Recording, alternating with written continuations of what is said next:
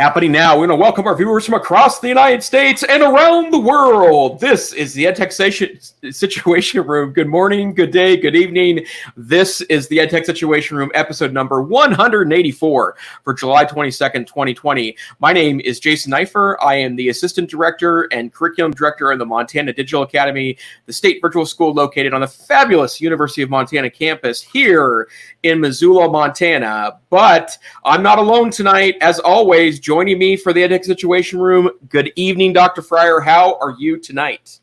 Good evening, Dr. Neiffer. I am feeling a little better since I have a virtual background, although it is not, I don't know, they both are a little different there, but I think you have the fancier background. Look at that, folks. He can put any YouTube video he wants right behind him. I tried doing that with a train video in Zoom this week. It was just I think it was a little bit too distracting. Yeah. But I am the fifth grade Spanish teacher at the Cassidy School for this year. Actually, I'm one of two, but I'm also teaching media and media and digital literacy. So I have an official job title of technology integration and innovation specialist, but in the global pandemic in which we find ourselves, flexibility is the key. So happy to be joining you. And it has been a rainy July. We've been having, storms, at least every week, but it's in the 90s, but it's not over 100. And, we are enjoying sheltering in place. Sad to not be going to the mountains as we typically do every summer, but hey, there are some spikes happening, and when the governor of New Mexico says stay home, who am I to disagree? So, ain't that the truth? And we will be talking some pandemic tonight. Sorry, we really can't avoid it. It is obviously a massive topic throughout all realms of education. But we have lots of topics to talk about tonight. The EdTech Situation Room is a once-a-week podcast where we check out the week's technology news and kind of shoot it through an educational prism to find if there are any crossovers between what's going on in the broader tech field and in technology education. We take all of our source material and put it into a massive document where you can go to edtechsr.com/links and check out all of our past links and show notes. But tonight, we're going to talk a little bit about back to school, privacy, security, some international intrigue as it relates to the infamous TikTok. We'll probably dig a little bit into Microsoft, Chrome, and Google. There's some technology correction and media literacy articles. Wes, I'm going to go ahead and suggest that we start with COVID, and I put in several articles tonight from major school districts. Notably, most of these are school districts on the West Coast, and I think that there may be maybe some interesting geographical differences there, but lots of districts have announced this, but Seattle Public as of today, Nashville, San Diego, LA Unified, Portland Public in Portland, Oregon, all have announced that they will start online. And I have some information about some Montana schools too, and it more or less what the discussion looks like here. But the thing I do want to note is that of all these schools, I thought the most interesting one was Portland Public Schools. And I have some friends that they don't teach in Portland Public, but I have friends and family that teach around those districts and near those districts. And so obviously they're the largest school district in the state and obviously serve a large number of students. But I thought it was very interesting that their official start of school is 2 weeks after the start of school. And in the first 2 weeks, teachers are going to establish contact with every student in their class. They're going to check in with them to talk about processes and procedures. They're going to get to know them over the phone. They're going to make sure they have the equipment and the setup they need to be successful in distance learning.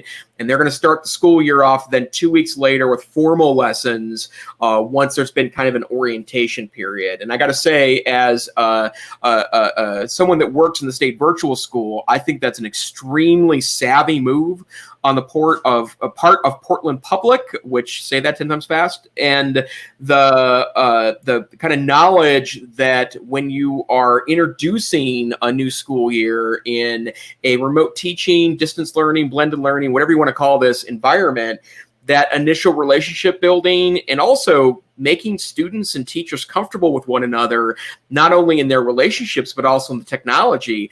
I think that's a really clever move. But all these school districts are starting to go online.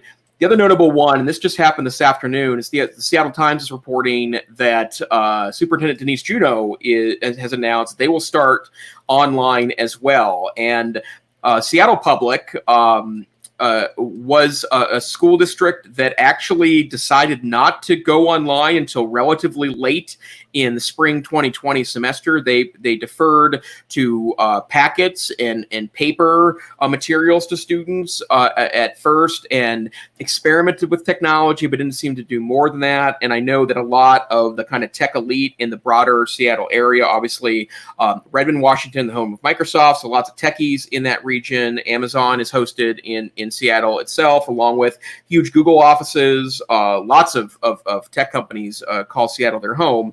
But it is interesting that after it looked like they were going to try to do some kind of face-to-face presence, they've moved online as well. So, Wes, I guess I'd start with you. Do you have any particular districts that you want to talk about, or any thoughts about these initial announcements? Sure, absolutely. We've had some big announcements here as well. I just dropped into the chat the KOFR News 4 article about Oklahoma City Public. We have, we've mentioned this before. Oklahoma and Montana share some similarities. We're not nearly as big, but we're very rural with over 500 districts, most of which have under 200 students. The biggest notable exceptions to that, and there's actually several, but the biggest ones are Oklahoma City Public, which I think has around between 40 and 50,000 students, and then Tulsa Public Schools. Well, Oklahoma City just announced yesterday that they're going to delay the start of the school year till the end of August, and they're going to start remote for at least 9 weeks. And so one of the things that'll be interesting to see as far as what kind of preparation are they going to do with teachers, because they did a lot of centralized things for students and families, but they, weren't as focused on every teacher, teaching remotely at last year. So our school, Cassidy School, is actually going to be having some town hall meetings next week on Monday and Tuesday, which I'm actually going to be facilitating. We had been planning, and this part of the part that's been emailed out is we had been planning to come back as teachers on August 3rd, and then a week later start with students. And now it looks like we're going to be coming back. Students are going to be coming back on August 14th. And we are going to be having a hybrid option, which will, the public school districts around us, I think every single one of them has been giving options to parents. So if you want your kid to stay at home and be remote, and so anyway, that I don't want to steal thunder, and there's been some press releases, but anyway, our start date just changed, and start dates are changing for a lot of folks. And I think we've talked on the show, that this situation is extremely volatile and changeable, and so schools have been hesitant to say definitively what they're going to do, because they haven't known what the situation was going to be at the end of July and in August. So based on this, Dr. Neiffer, what does your crystal ball say? Do you have a prediction for beyond just August? Well, I would say that I do not know of any district in Montana that's announced that they're going all online. And in fact, most of the announcements thus far seem to be that there will be a choice involved, that there will be face-to-face environments available for students that want to go to face-to-face school. There will be online environments available for those that want to stay home. And a couple thoughts about this. The first one is that the online environment, most districts that are announcing the opportunity for both are making clear that you can't just keep switching back and forth, that if you're home, you got to stay home. And if you're in school, then you can move home if you have a health reason to do so. But otherwise, you got to kind of stick within one mall or the other. And I've seen both some draft language and released language about things like participation expectations, attendance expectations, particularly for younger students where there is a legal requirement to engage in school. I've also seen some indicators about scheduling that they're working on. I know that I had heard secondhand some information today about a larger middle school in Montana that's working on their strategy is going to be to teach courses in basically blocks. So it's 4 to 5 weeks to get through a semester of 2 core classes like social studies and science. Students stay in the same room and the same teacher teaches both subjects so that there's not a lot of trade around. I've also heard of shortened school days. I've heard of AB day schemes, sometimes going every other day, although it seems like the money is on having students trade off, like 1 week you go 3 days and the other group goes 2 days, and they flip around, and Wednesday is the flip day, going back and forth. I've heard a lot of interesting schemes there. I also saw an article last week about the 1918 influenza pandemic that said that one of the strategies that a lot of schools used, not as realistic in Montana, is to basically move school outdoors. So you take, large parks, you take the football field, you take the campus grounds, you take the parking lot, you socially distance students where appropriate, and then otherwise hold class. That would work in lots of places in Montana up until about October 15th, and then it would get a little rough. But although, to be clear, the first day I started attending college, this was late August 1992, there was a massive snowstorm in Helena. So you never know when it's going to snow in Montana. But yeah, lots of interesting pieces. And the one that I think is most interesting to me is the fact that they are asking parents to make the decision on behalf of your student that's best for you and your family, but also understand that there's implications to making a decision. Like schools can't really have mass numbers of students start in one model and move to the other. And I've seen a lot of districts seem to suggest that the 7 to 10 week mark, so which would be a quarter or a trimester, depending on how you are scheduling, that's what we're going to do for the first quarter or trimester, and then we'll see how things go. And I think that's also a wise strategy too, that, if you are going to try to offer all those options in all those ways, keeping your options open and then setting a date where you can kind of reconfigure, I think is going to be part of it as well. Yeah. Well, I'm expecting us to go back face to face. But as I'm approaching the idea of designing, for this environment, my approach is to design for remote learning. And then if we end up being face to face, that is fantastic. I've had the fortunate opportunity this summer to participate in 3 different fantastic virtual conferences. The first was the MSON or Malone Network conference. It was at the end of June. Last week was the Mountain Moot, which Peggy was able to join us and said she just in the chat she had a great experience. I really did too. Man, it was invigorating. I mean, it's just a great community, and you've got such a great core group of folks that have been connecting face to face. And then, so the virtual, it's just like, it's similar to what happened with emergency remote learning in the spring. We had our students in class and then we went remote. I mean, that is a very different dynamic than just showing up, with folks that you don't know, and then you're making those connections remote. This week, I'm in the the Summer Institute in Digital Literacy. And so anyway, in each one of these, it's been great to see the use of these different tools, hearing teachers talk and, concerns about health. I don't know if any schools are giving teachers an option like, parents and kids are having. I do know that a number of our schools are looking to outside vendors. Like I know Edmond Public Schools to the north is doing this, where they're just, have already a virtual high school option, and then students are being able to do it. But I've heard a lot, and this is back to June with MSON, a number of teachers there were expecting, that they would just have students that were going to be at home and they were going to need to live stream and to try to do both of those things. So that's going to be an interesting thing to see how we navigate.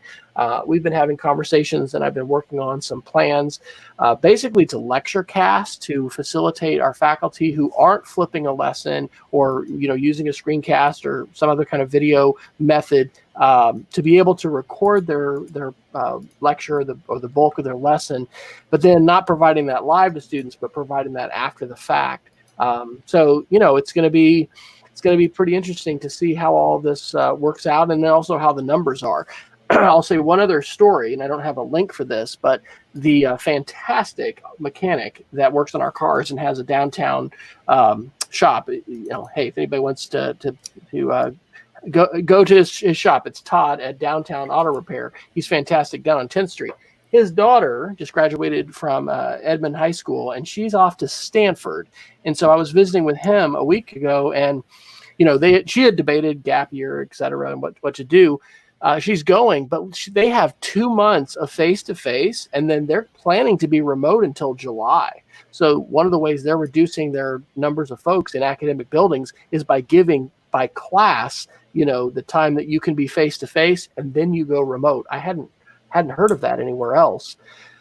So anyway, there's going to be different approaches that folks are taking. I'm pretty sure I read that Harvard is virtual, completely. And so, actually, I heard something interesting about Harvard, and this could have changed, but this was going around a lot of, I'm in a lot of conversations with higher ed folk because of where my office is located. We got a higher ed guy in our staff. They're actually going to do it in a very interesting way. They're going to only allow freshmen on campus in the fall because they can socially distance the freshman class in both dorms and in facilities there because they want to build those relationships. And then they're going to move freshmen online in the spring. And then second semester, they're going to bring seniors back to celebrate their last semester, and also because they can handle about a fourth of their overall class in their facilities. I thought that was very insightful and, worthy of the Harvard name. But, I think, again, there in a lot of situations where there's not a lot of ideal, one-size-fits-all solutions, I do think some extremely innovative and thoughtful solutions are coming ahead in the process. One other article that I put under that headline of back to school is actually a tweet, and it's from Peggy's home state, my birth state, Arizona. It's from Arizona Technology and Education. I subtitled it, and I'll put it this way in the show notes, Emergency Educational Connections Act of 2020. But this is a tweet from Arizona Tech and Education, and it says, when 35% of Native American, 30% of Black, and 26% of Latino students do not have adequate internet access, connectivity becomes an equity issue. We must close the homework gap, urge Congress to support Emergency Educational Connections Act of 2020. And their graphic in there says that 16 million students do not have the access to technology that they need to learn from home. And I certainly would say, based on my, conversations with Oklahoma, educators and colleagues, there's just some super wide gaps. And it's not just that, hey, we got to get you a Chromebook or an iPad. It's also that, there's not internet access available where you live. I mean, high-speed internet, reliable. And so these are big issues. And I do think that we need to advocate to step up to meet these educational gaps. And there's a lot of expenses that schools need to bear. I mean, there are for elections too, right? If you want to do things safely in this environment, the sanitizing, the extra materials, the things that go into trying to provide a safe, socially distanced environment cost money. And so I think we need to encourage our representatives and our legislators to support the schools in that way. Also to support elections, by the way, which is important. Yeah. And it's a situation where this generational impact across our workforce, across our economy, is going to be sizable. We have already known that there are glaring inequities in a lot of respects when it comes to education. And so hopefully this will be an opportunity for us to address some of those, but it's not going to be something that, they're going to be able to just release a stimulus package and, hey, in August, we got it all fixed. Everyone's got their device, because it involves connectivity. It involves teacher training. It involves, a lot of pieces to the puzzle. Right. And good learning design and that's where I would also be, make sure that the teachers also understand there's an extraordinary amount of pressure on you, and everyone wants to acknowledge that, that it's going to be hard, but you're going to do your best, and we're going to make it all through this. And there will be some lasting, you mentioned generational impact on this. But, at the same time, we got to get through the current situation first, right? And I would also encourage you, and I keep a close eye on this if for no other reason than I have a lot of personal stake in it. Lots of interesting conversations about vaccines and public health and how do we vaccinate, 7 billion people. And, I don't want to be, I want to be a realist here more than I am kind of a negative Nancy about it. I think it's really important to understand that this year is probably going to be, 100% impacted by it. I think the year after will be significantly impacted by this. And there might be a lot of institutions that can't go back to normal for a long time. And then also, we're going to have to also start to keep a close eye on the fact that some institutions won't survive this, right? And I'm not talking just about particular organizations. I think there are some very traditional educational institutions that their long-term health is in question. I think about the College Board and ACT as just two examples that almost everything about what they do has been impacted not only by the micro trends of the pandemic, but macro trends over the last decade or two. I'm not saying they'll survive or not. What I am saying is that a lot of stuff is going to be long-term impacted by this. And so, let's work on being part of the conversations to say that the things we need and have to evolve and develop get kept, and then the things that maybe need a little bit of modernization get revised or scrapped. And so, short-term thinking, very important, right? Because we have an immediate challenge ahead of us, but also we got to start thinking about some long-term thinking as well, too. Well, that's a great segue to an article about vaccines. And this is from the New York Times podcast, The Daily, which I almost listen to daily. I catch at least 3 or 4 a week, maybe sometimes more. And so this was their episode yesterday on July the 21st. It's rather shocking, and it says in part because of speed, but it's also because of anti-vax, and this has to do with disinformation and conspiracy theory and a lot of stuff that we actually were talking about at the Mountain Moot. And yesterday we did Brian Turnbaugh and I did a session for the current digital literacy conference we're in. This podcast from the New York Times cites some studies that show about 50% of folks in the United States today say they are not sure they would take a vaccine, especially if it was on an accelerated schedule. There's just a lot of mistrust. And unfortunately, the information landscape that we live in is so ripe for weaponization and manipulation by disinformation and by bad actors. And so I think, and they point this out in that podcast, we're all talking about vaccine and feeling like that is, going to be our salvation. But I think it's important for us to have that marathon mindset. This is not a sprint. And even when a vaccine, and maybe there's going to be several, right? Dr. Fauci has said some very positive and optimistic things, and I hope he's right. He's certainly a heck of a lot smarter than I am about all this stuff. Even when we have one or more vaccines that are identified as safe for humans, the ramp up of getting all of those, created and out to people is one part of the puzzle. But how many folks in society do we need to have take the vaccine in order to, have a significant impact? And I don't know. So it is, we're in this for a while, folks. And I think that, my experiences in these 3 virtual conferences, it's not an exaggeration to say that I think this has been the best professional development summer for me ever. Now, on the downside, we're not going to get to go camping. I was telling Jason before that we started the show, I've joked about actually locking our phones and computers up in a storage place next week for a day or something. We're probably not going to do that, but I've really relished the opportunity to be offline. And, we're going to choose to do some of that. But anyway, it's, that's, I'm getting distracted. The point is, wow, can online virtual learning ever be powerful?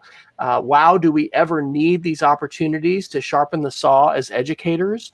And again, if we have a mindset of long-term, we're just going to need to continue to extend invitations to other educators to take opportunities to learn new strategies and skills. And it's about professional development and professional learning. And so it's, here we are. It's a good day to have some skills in online and remote learning. Yep, absolutely. And one quick note about professional development. The other thing that's also been true, because travel costs are not involved, I'm likely to participate. And, I don't travel extensively on company dime at work. There's one or two national events I do a year and one or two regional events I do a year. And once in a while, I got to go to ISTE, which is super great. But because that travel's been canceled, right? And I also, like, for me personally, I really don't know the next time I'm going to be able to personally go to any professional development event, whether it's close to me or not. There are some conferences that have moved online. For example, the National Council for the Social Studies National Conference has moved online. It's later this year. And I could never really justify the travel expense to go to that, even though it's a passion for me. I've been reignited in my love for thinking about teaching history and the social studies in light of both the COVID pandemic and also the broader social unrest in the United States, and watching my former students out there literally in the streets, right? That has really inspired me to think about my role in the 13 years I was a history teacher. Well, I might get to go to NCSS this year, like that, and that would be great for me. It's online. It's relatively inexpensive. They don't have to pay for a convention hall. It's not the same experience. You don't get to hang out in the hallways. You don't get to meet old friends in the way you would otherwise.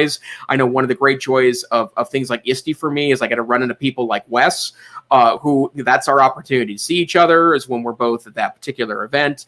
But at the same time, I'm going to be exposed to topics that, and I got to say, so far so good. There is a lot of there's just a lot of interesting things that I wouldn't have access to that going online's done that. So I'm not saying all conferences should move online. I love conferences. I think the well-done ones are really important professional development events. But if we do find some models where we can have more virtual events, I think that's a good thing too. Here's a takeaway for us to remember with our students. There was, I think it's on Facebook, some buzz or like, so Oklahoma City, they're going to have kids online for 8 hours a day or whatever. I mean, probably not, but we have got to remember how draining it can be to be in front of the screen for so long, right? And so, I'm enjoying the opportunity to go take walks and to take breaks, and not to be, chained, as it were, to the screen. And I think that's a vitally important thing for us to remember. I really do think this is an opportunity for us to shift a lot of our thinking about seat time, because this is how we have really measured learning in so many places, is the number of hours, the number of days you've got to sit in that seat. And we just have faith that if you're sitting in that seat, you're going to learn. And so that is not the method we want to be, measuring our remote learning by. And so I think that all of us need to continue to preach to ourselves wellness and self-care. We need to do that as educators. We need to do that for our students. And that's certainly been one of the strongest messages that I've heard this week at the Summer Institute for Digital Literacy, is just the importance of relational connections, and maybe cutting down how much content you think you're going to cover, but having those check-ins and making time for those relationships. Quality education is not just about delivering content and delivering information. And unfortunately, when it comes to distance learning, online learning, remote learning, some people's ideas about pedagogy can really be sort of unmasked there. And in order to be effective, we're going to have to do a lot more than simply deliver information effectively. We need to connect with our students, and we're going to need to check for understanding, and we're going to need to continue to, have this interactive experience that humanizes us, rather than dehumanizes us and making us feel like robots. So, yep, there we go. All right. Well, hey, we've taken half the hour, and we haven't really touched my air goals yet. Well, Wes, anywhere that you'd like to go particularly next, or I could suggest a topic if you like? You know what? I'd like to go down to the media literacy topic. Please do. And tech correction too. But let me give you two quick articles. Well, I guess, I don't know. We can kind of take them in order. Under tech correction, you got some ones in here. So Twitter, yay, Twitter is cracking down on the conspiracy group QAnon. I actually used a story about QAnon and Facebook, and my wife and I for the keynote for the Mountain Moot. And so Twitter has cracked down. They've banned over 7,000 accounts. And, I mentioned this in the keynote. I wish I didn't even have to know about this or mention this, but, QAnon, like we've got candidates, in addition to our chief executive here in the United States, who's retweeted, accounts and posts like hundreds of times, we have candidates now that have won primaries in a number of areas that are openly supportive of this ridiculous conspiracy theory that even if you just start to describe, its fundamental basis, you feel defiled. So I'm glad Twitter has done this. This is going to, I'm sure, be controversial. I'll put in the show notes as well the actual Twitter post that they shared for Twitter's safety. That particular post says, "We've been clear that we will take strong enforcement action on behavior that has the potential to lead to offline harm. In line with this approach, this week we are taking further action on so-called QAnon activity across the service." And so this is a thread that they have. So it says, "We're permanently suspending accounts on topics that we know are engaged in violations of our multi-account policy, coordinating abuse around victims, evading previous suspensions." And it says, "In addition, we'll no longer serve content and accounts associated with QAnon in trends and recommendations. We're going to work to ensure we're not highlighting this activity in search and conversations. We're going to block URLs associated with QAnon from being shared on Twitter." This is aggressive, and this is fantastic. It is going to be criticized, right? Because this is censorship. This is moderation of the platform. But, at the heart of the conversations Brian Turnbaugh and I have been having really for the past year, the last 2 months, intensively in our Conspiracies and Culture Wars project, it's how are we going to resolve these issues where, and this is Tristan Harris's words, freedom of speech shouldn't mean freedom of reach, and hate speech and what would be considered malinformation. That means false information deliberately spread with the intent to harm.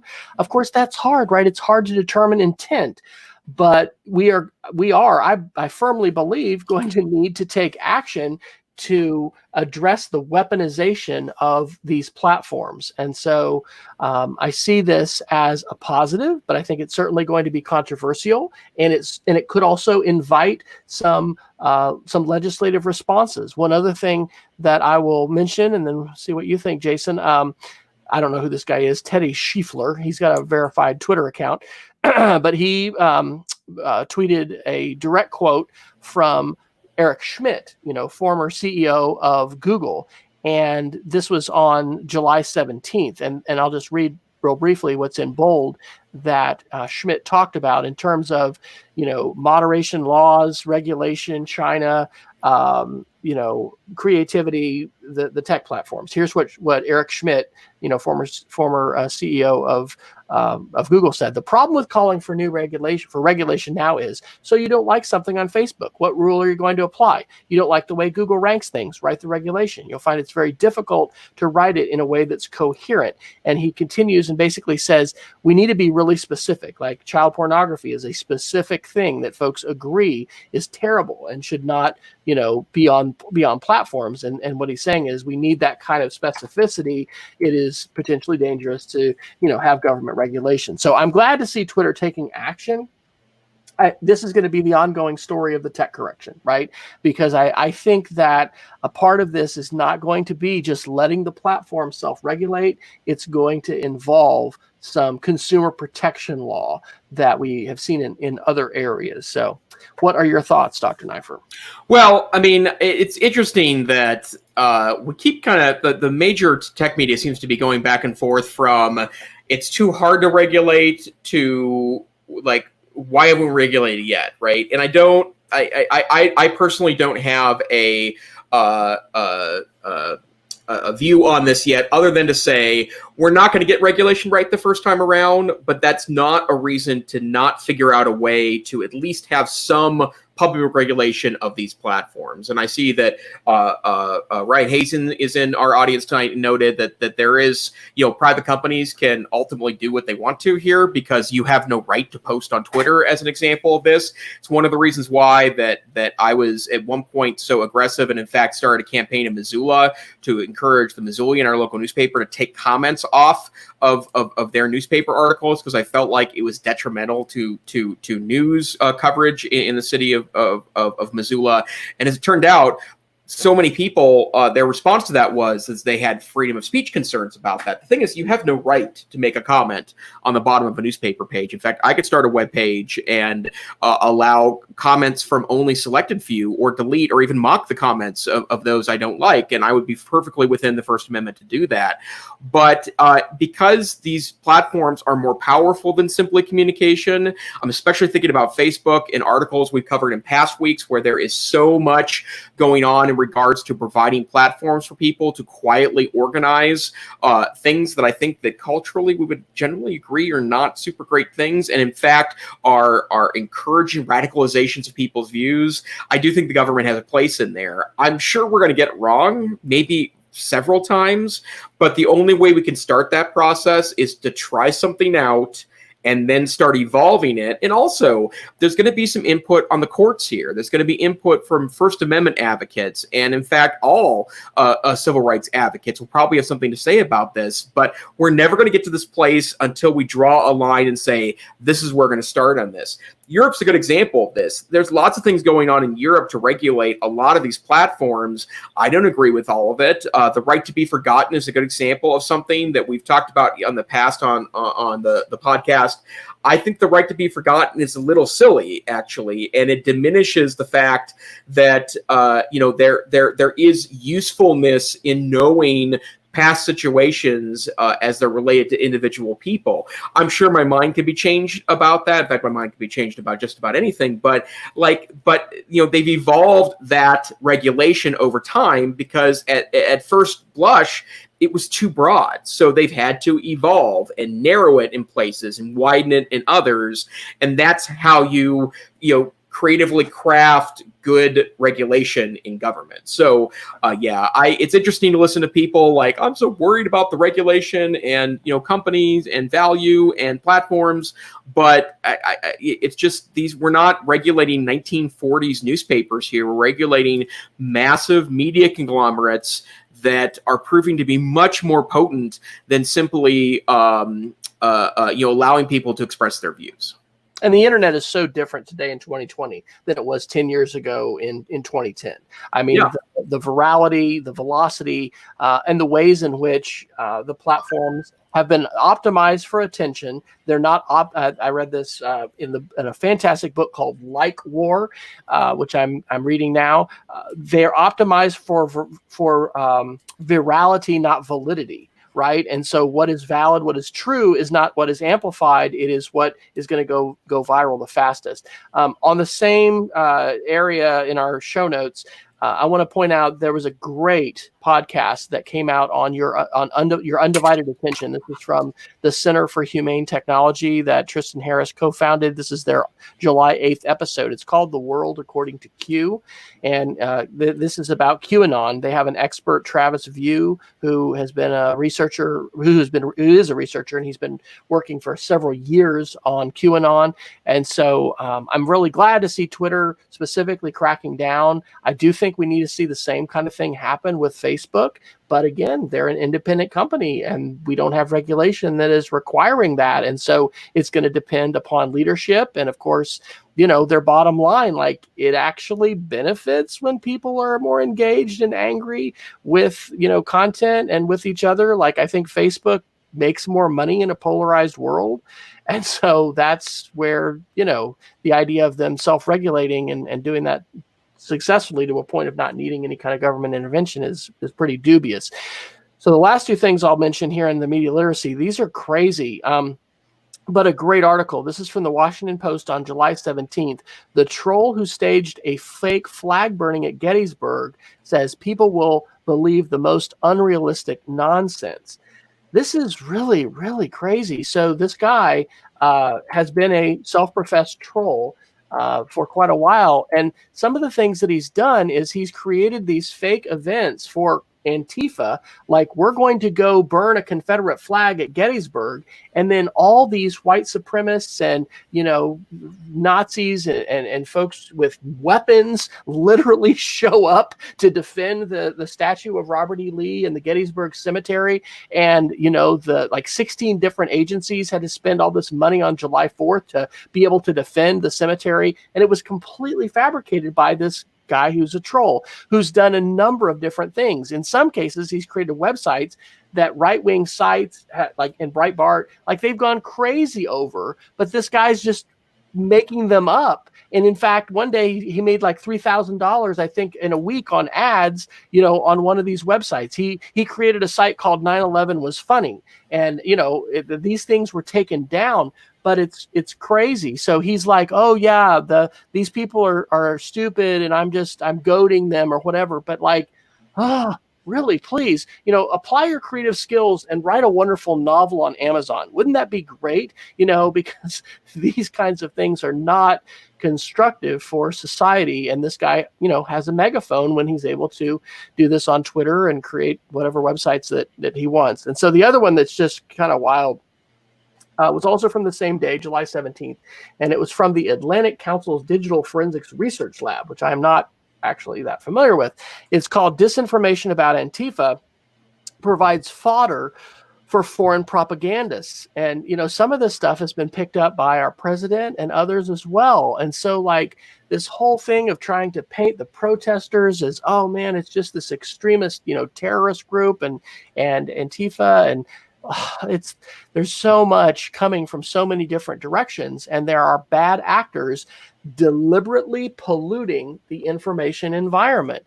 Hence, our need for media literacy is stronger than ever. But thankfully, Dr. Neiffer has a solution to all of this, and I think we'll be hearing about that in next week's show, right? Magic wand. I'll just jump into the Dr. Neiffer lab back here, where I've got cooking up things for to fix all the ills of the world. So let me give a couple things that are somewhat related to this.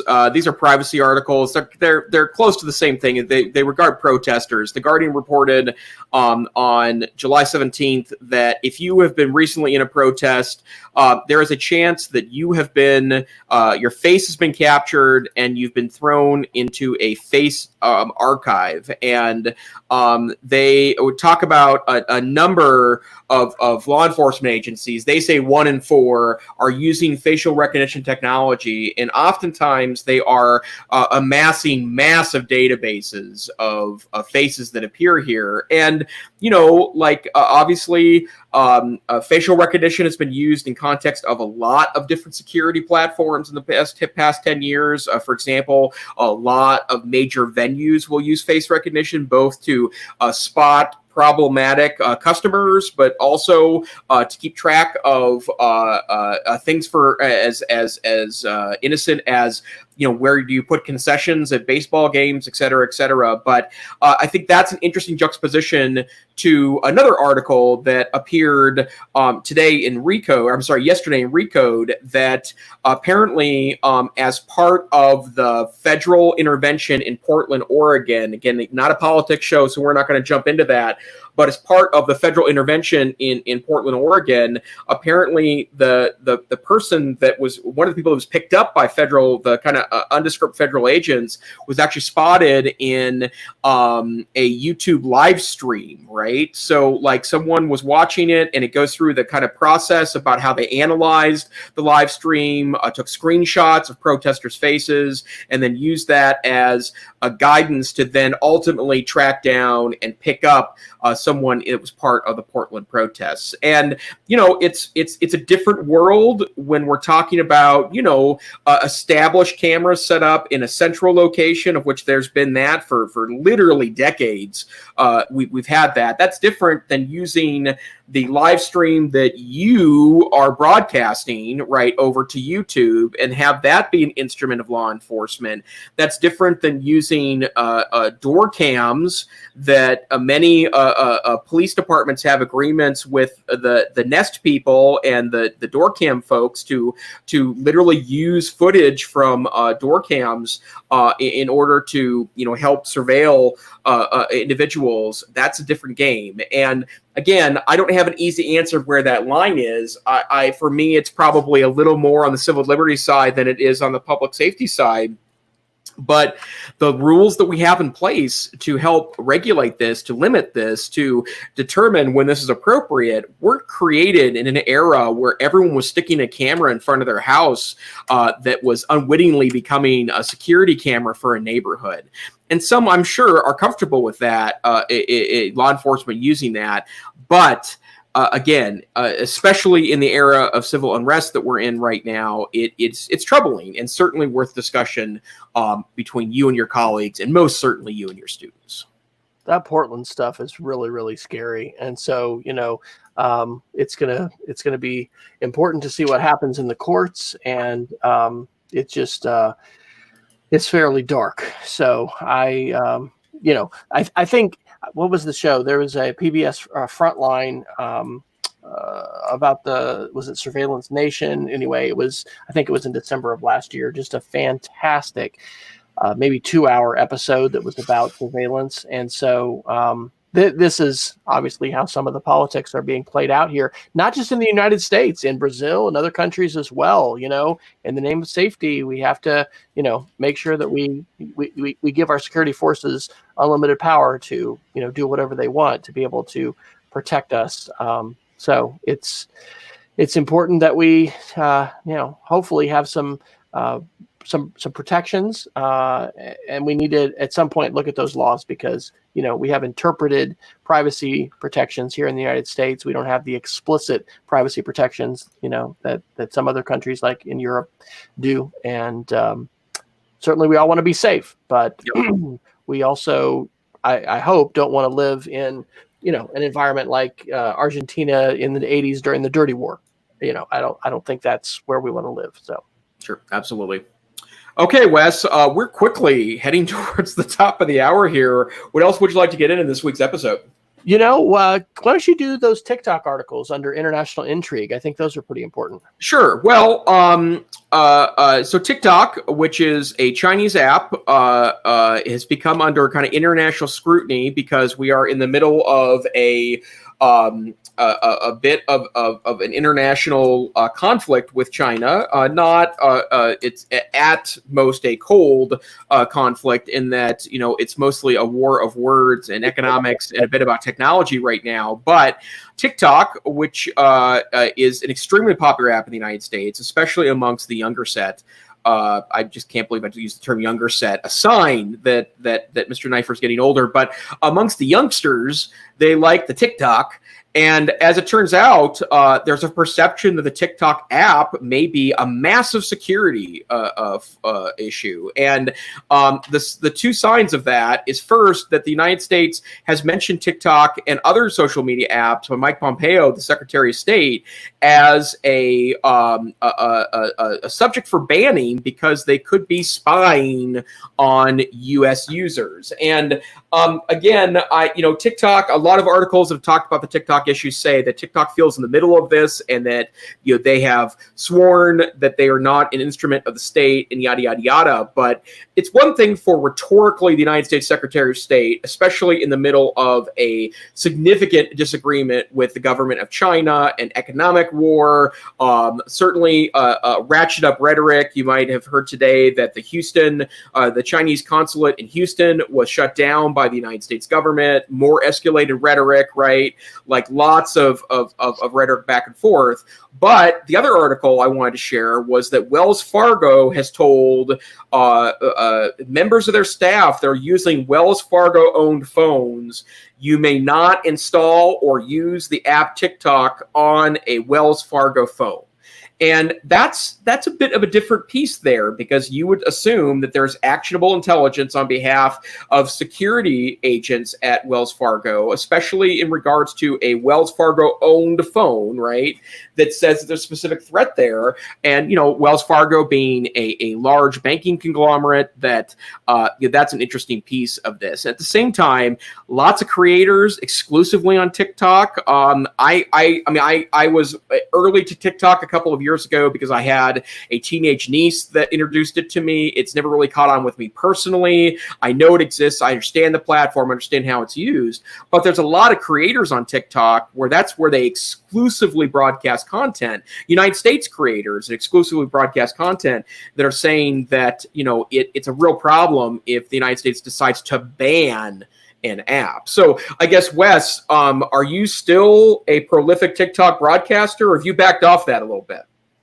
I think I have one post. So my daughter helped me, put that up. So no, I am though paying attention because the speed with which folks have been able to achieve incredible follower numbers, it dwarfs YouTube. PewDiePie, who we've talked about before on the show, has been the most popular, YouTube channel for a number of years. He took basically 10 years to build that. I've read statistics that, some folks on TikTok have been able to build the same following in 1 year. And so it is incredible. And the other comment that I'll have is that the way machine learning works, and I'm going to talk as if I'm an expert here. So I've just, read some articles, and I stay at the Holiday Inn Express, sometimes when we travel. It relies on ingesting vast amounts of data. This is one reason when we think about artificial intelligence and the race of China versus the United States, that some people pessimistically feel like China is definitely going to win, because as an authoritarian government, they can, take over and require their companies to basically do whatever it is that they want. And the company that owns TikTok, like, that is not their target app and market overall. It's really a company that is aspiring to dominate the world in machine learning and artificial intelligence. And so where this goes is that when you do have literally millions and millions of eyeball hours, and face recordings that are in this system, and all of those are being ingested into a machine learning based algorithm that is getting smarter and smarter with the increased amount of data that's being put into it. Wow, there's tremendous capability there. So I agree with you that there's a lot of smoke here. That probably means there's fire. You wouldn't see companies making that kind of announcement without some significant evidence. I think this is also a part of this continuing, like, we've got certain issues on the show where we'll talk about week after week. China, Huawei, 5G, we don't get into, politics in terms of trade war stuff as much, but in terms of technology, there's this massive choice that the United States specifically is wanting countries to make, to say, you need to choose the West and choose us. Do not choose Huawei. Do not choose China. And I think these headlines about TikTok are another reflection of that ongoing fight over technology and who can spy on who and what kinds of technology we need to use. I was actually told this week that I shouldn't be using, I think, Signal, because it's the one the CIA can read everything from. But, I think Telegram is, I don't know which of those messaging apps. We were having discussions and debates about WhatsApp versus Telegram versus Signal, and it's a lot of it's opaque. But anyway, TikTok is they're very popular, and interestingly, to go back to our discussion about moderation, part of what they're able to do is they've been very deliberate and specific about content they're not allowing, and then the content they are featuring, and they've got some really smart folks that are able to engineer for attention and, again, for virality. So it's not an app I'm planning to delete right now, but we're going to continue to look at this issue and see what else happens, because kind of like when we saw, I think it was Kaspersky a couple of years ago or whatever, right? Every U.S. Homeland Security, government, military organization was required to not use that because either it had been specifically hijacked by Russian operatives. It's a Russian company, or some people said it's the low level access that it gives to every bit of data on your computer. That means if you are compromised, it's like a reader for any, it's like a spotlight on the Mac, that indexes every file and every document. So anyway, when you see organizations like that making big decisions about banning a technology, banning a company, it's important to pay attention. Yep, absolutely.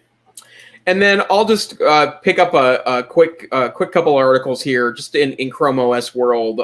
Chrome operating system 84 was released this week, and this is really for the power users, the people that are utilizing higher end Chrome devices and have lots of tabs open.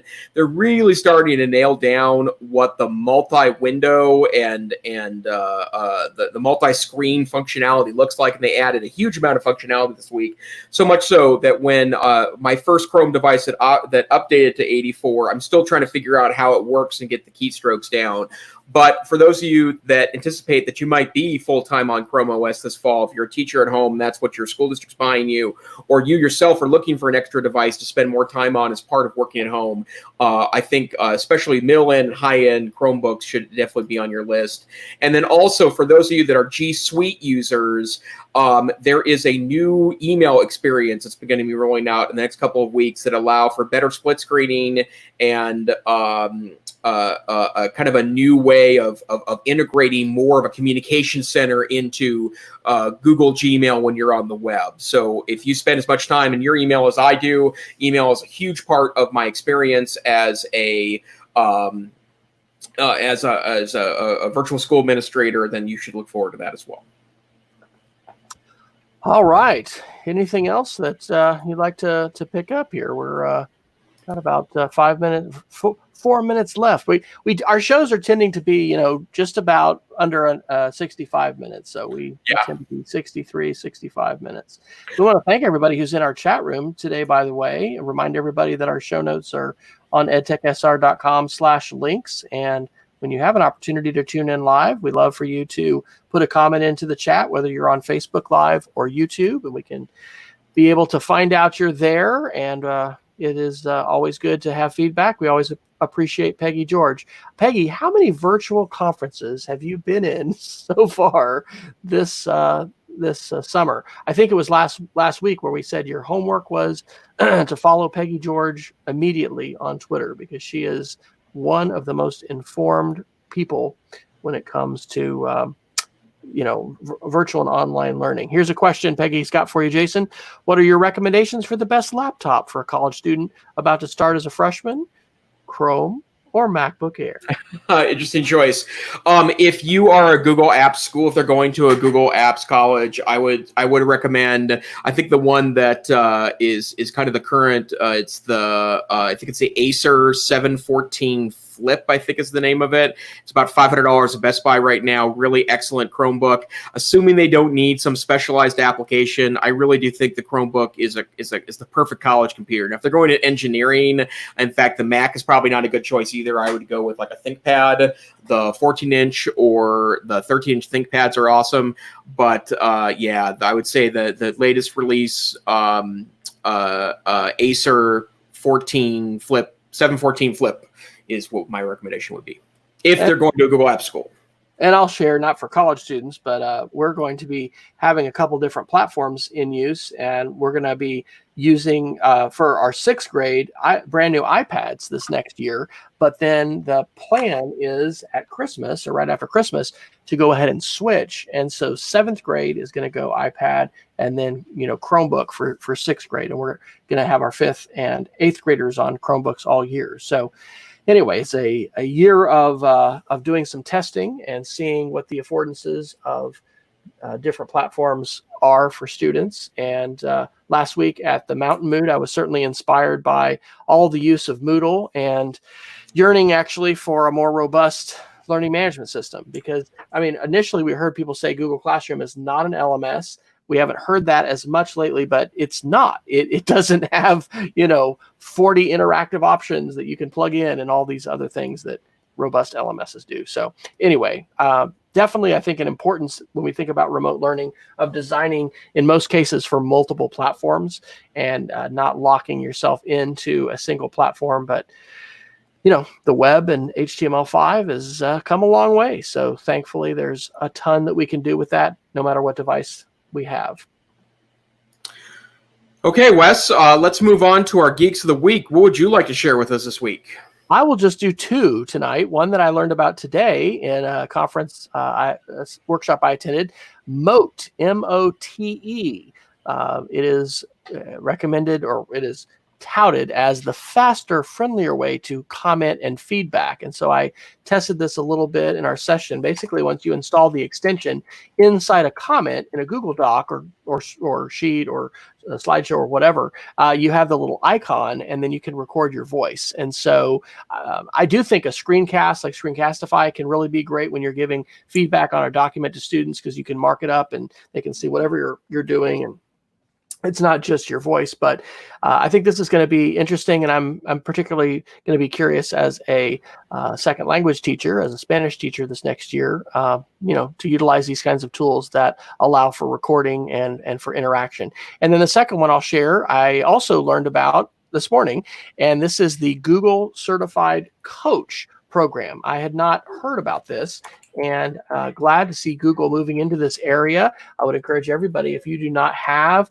instructional coaches, learning coaches in your organization, this is something that we all need. We'd never, I don't think, just send students out, to the football field and say, hey guys, you're going to be fine. Just go ahead and, teach yourself, heal thyself. We will have coaches that are going to help make sure that things are being done well, and we're introducing, new skills and strategies. And the same thing is true for learning and digital learning. So glad to see Google stepping up with that. How about yourself, Dr. Neiffer? Do you have a Geek of the Week for us? I do. I am really thrilled that on this coming Saturday, July the 25th, I will be participating in the TeacherCast and NCC Beyond the Bootcamp Google event. And it is several hours of professional development. It starts at 9 a.m. Eastern, which is really early in the morning, Mountain and Pacific time. I'm going to be featured at noon Eastern or 9 a.m. Mountain time, and I will be focusing on setting up of the Google browser for super success. And so a great opportunity to hear from wonderful speakers, Jeff, and then Shannon Davenport, who's the professional learning director at NCCE. We've been working together to put together this amazing event. It will be broadcast live. It will be available in chunks later as part of both Jeff's TeacherCast YouTube channel and the NCCE channel. So you're going to hear from some wonderful speakers that can give you some good indicators on the greatness of the Googles. And so I hope you join us then. But is that a paid event or a free event? It is not. It's free, right? It's the summer of free PD, ladies and gentlemen. So we hope to see you there. But this is not PD on Saturday. This is PD on Wednesday nights. This is the EdTech Situation Room. Wes and I join each other almost each and every Wednesday night to talk through the week's technology headlines with our kind of little spin. But when we're not doing the podcast, Wes, where can people find you on the internet?